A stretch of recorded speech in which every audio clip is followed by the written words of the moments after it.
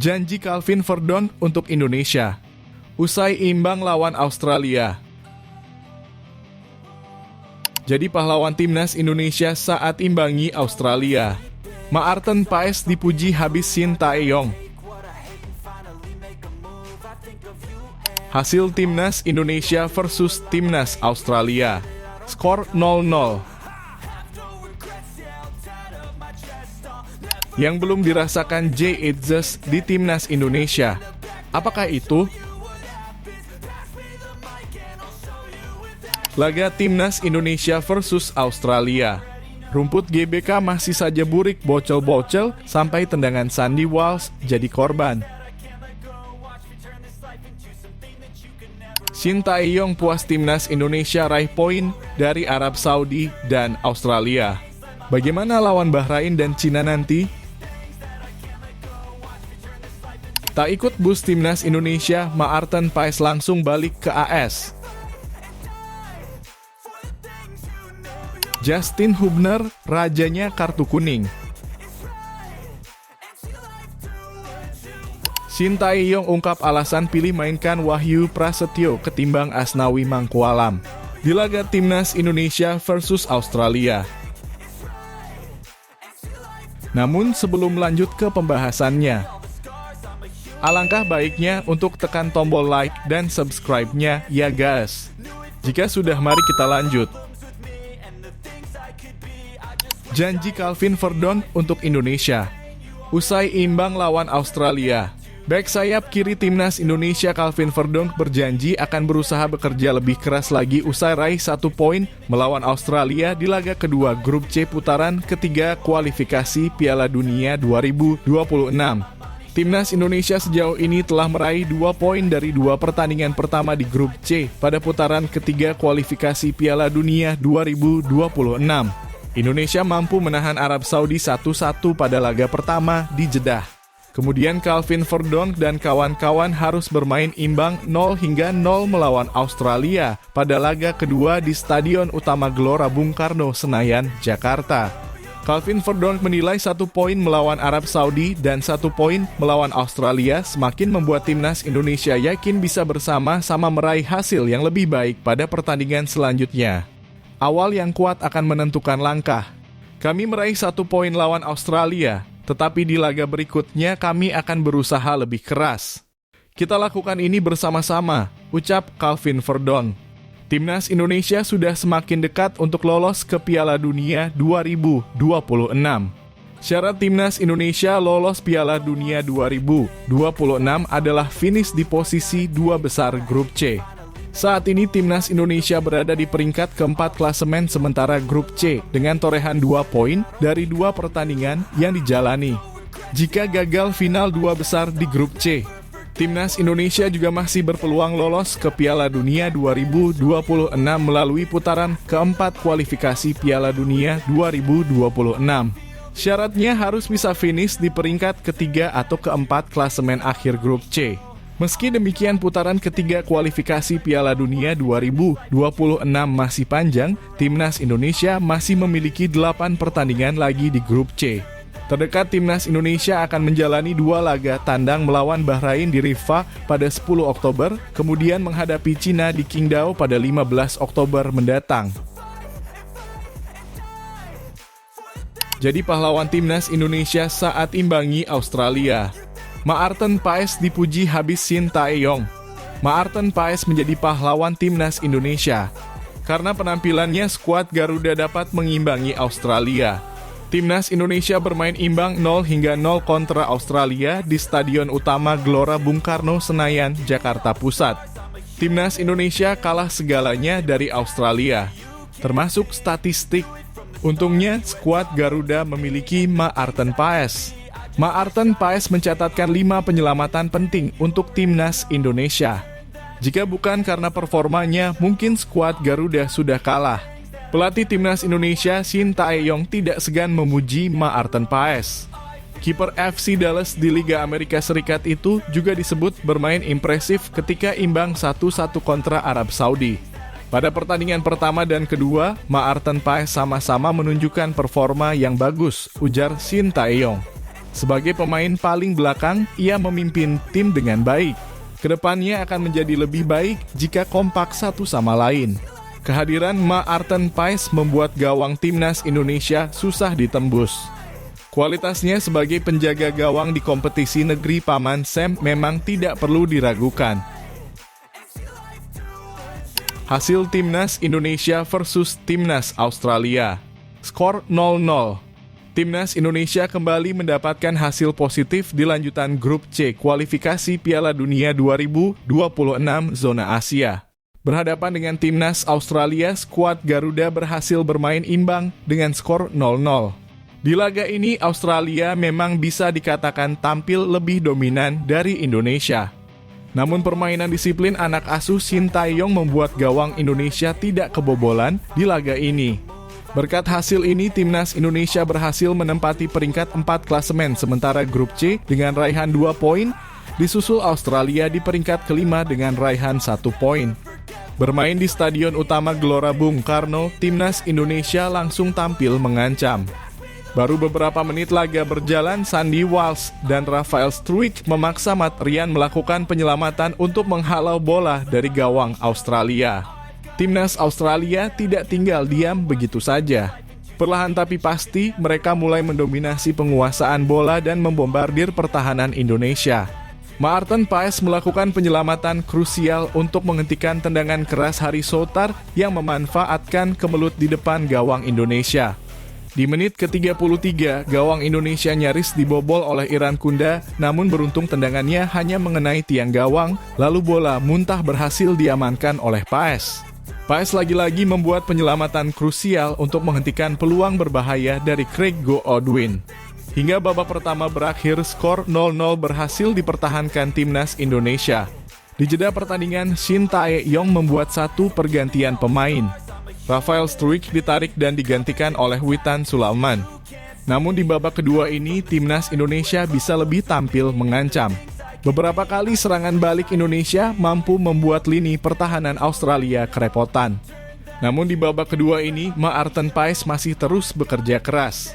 Ia dipaksa membuat sejumlah penyelamatan untuk menghentikan peluang-peluang emas Australia, seperti yang dilakukan Adam Taggart di menit ke-68. Di sisa babak kedua, baik Timnas Indonesia maupun Timnas Australia sama-sama melakukan jual beli serangan. Namun kedua tim sama-sama tidak bisa mencetak gol hingga peluit panjang dibunyikan. Yang belum dirasakan Jay Itzes di Timnas Indonesia. Apakah itu? Jay Itzes memulai kiprahnya bersama Timnas Indonesia dengan cukup bagus. Dari 5 laga awalnya bersama skuad Garuda, Jay Itzes belum pernah merasakan kekalahan sama sekali. Jay Itzes menjalani debut bersama Timnas Indonesia pada Maret 2024 lalu.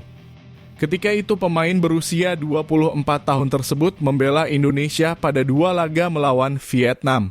Jay Itzes membantu Indonesia menang 1-0 atas Vietnam pada duel di Stadion Gelora Bung Karno.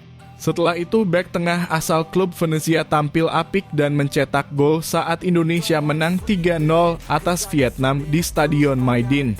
Catatan positif Jay Itzes bersama Timnas Indonesia berlanjut pada Juni 2024. Sempat diragukan bisa bergabung karena agenda bersama Venezia, Jay Itzes tetap datang memenuhi panggilan bermain untuk skuad Garuda. Jay Itzes tidak bermain ketika Indonesia kalah 0-2 dari Irak di Stadion Gelora Bung Karno.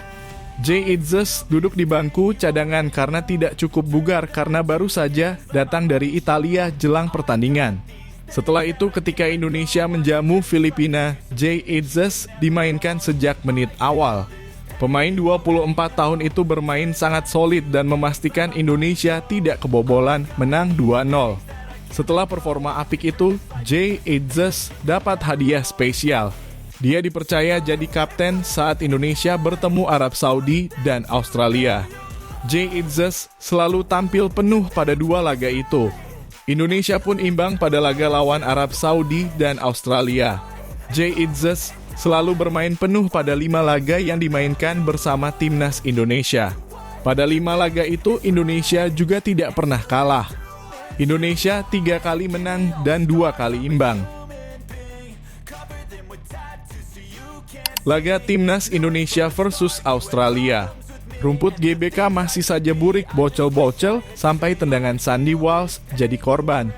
Stadion utama Gelora Bung Karno lagi-lagi menjadi sorotan. Dalam laga Timnas Indonesia kontra Australia, kondisi rumput tidak 100% baik. Sebelum laga, kondisi rumput terlihat lebih baik, tidak bopeng-bopeng saat pertandingan sebelumnya di bulan Juni. Namun, pada Senin 9 September 2024, Jakarta diguyur hujan deras pada malam hari. Panpel bahkan sampai meniadakan latihan kedua tim di lapangan tersebut dan dipindah ke lapangan A dan Stadion Madia.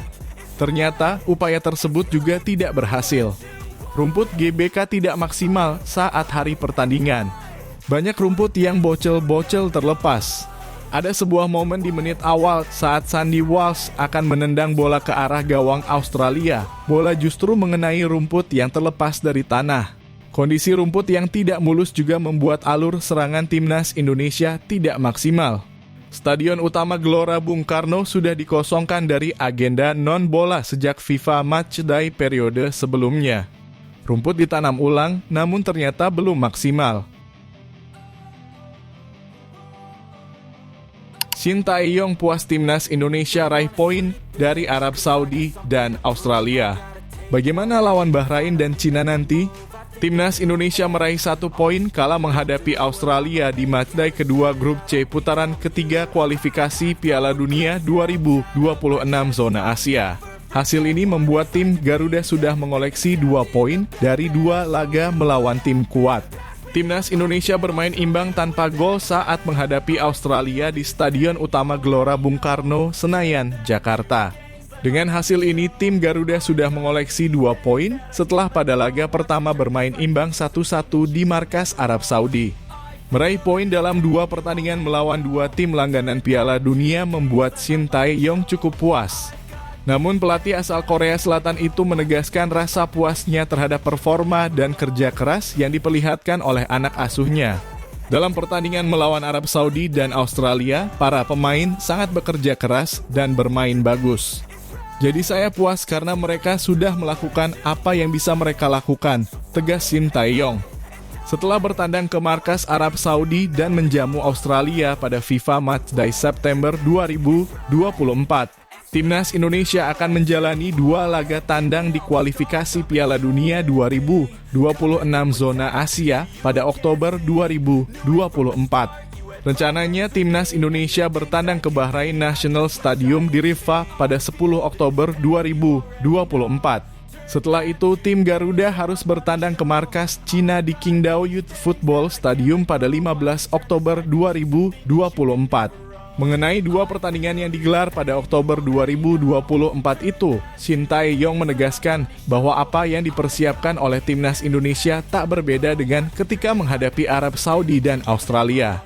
Tim Garuda diharapkan bisa meraih poin dalam laga tandang yang pastinya akan membuat para pemain hanya punya waktu singkat untuk berkumpul menjalani latihan sebelum bertanding. Jujur, untuk lawan Bahrain dan Cina sebetulnya sama saja seperti sekarang. Jika kami menggelar TC, memang waktunya sangat singkat. Ketika FIFA Matchday saja kami berkumpul dan mungkin baru bisa melatih taktik setelah pemusatan latihan karena kami bukanlah klub, ujar Shin Tae-yong. Tak ikut bus Timnas Indonesia, Maarten Paes langsung balik ke AS. Kiper Timnas Indonesia Maarten Paes langsung kembali ke Amerika Serikat setelah pertandingan Indonesia versus Australia selepas pertandingan di Stadion Utama Gelora Bung Karno. Paes masih ikut ritual pemain Timnas Indonesia bernyanyi bersama seluruh supporter di tengah lapangan. Kemudian Paes juga masih ikut berkeliling Stadion GBK untuk menyapa para supporter. Tetapi setelah itu Paes langsung naik mobil khusus. Ia tak bergabung dengan tim naik bus Timnas Indonesia. Paes menggunakan mobil sendiri dikawal perwakilan PSSI menuju Bandara Internasional Soekarno-Hatta. Saat meninggalkan stadion, ada pengawalan polisi yang mendahului. Manajer Timnas Indonesia Sumarji membeberkan bahwa Paes langsung pulang ke Amerika Serikat. Pemain FC Dallas ini tidak ikut pemain ke Hotel Fairmont, tempat menginap. Terlepas dari itu, Paes tampil gemilang bersama Timnas Indonesia. Aksi-aksinya saat debut melawan Arab Saudi dan laga kandang melawan Australia sangat memukau. Dalam laga di GBK, Paes melakukan 5 penyelamatan penting sehingga gawang Indonesia tidak kebobolan. Karena itu, Paes dinobatkan sebagai man of the match.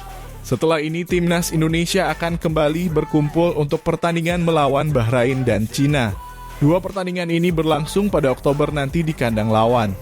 Kemungkinan besar Paes akan kembali dipanggil oleh Shin. Seperti saat melawan Arab, Paes tidak ke Indonesia, melainkan langsung bergabung dengan tim di kota tempat berlaga. Justin Hubner, rajanya kartu kuning. Justin Hubner mendapat kartu kuning saat timnas Indonesia bertemu Australia Selasa 10 September 2024. Momen itu menegaskan status pemain berusia 20 tahun itu sebagai rajanya kartu kuning di timnas Indonesia. Justin Hubner absen saat Indonesia tandang ke markas Arab Saudi pada 6 September 2024 lalu. Ketika itu pemain asal klub Wolves U21 tersebut mendapat sanksi akumulasi kartu kuning. Setelah sanksi itu, Justin Hubner bermain sejak menit awal ketika Indonesia bersua Australia di Stadion Gelora Bung Karno. Justin Hubner tampil penuh dan memberi performa impresif. Justin Hubner bermain dengan konsisten di lini bersama Jay Itzes dan Rizky Ridho. Ex-pemain Cerezo Osaka itu terkena kartu kuning pada menit ke-57. Justin Hubner punya gaya bermain yang sangat khas. Pemain 20 tahun itu merupakan sosok yang tidak ragu untuk melanggar lawan dan melakukan duel-duel fisik.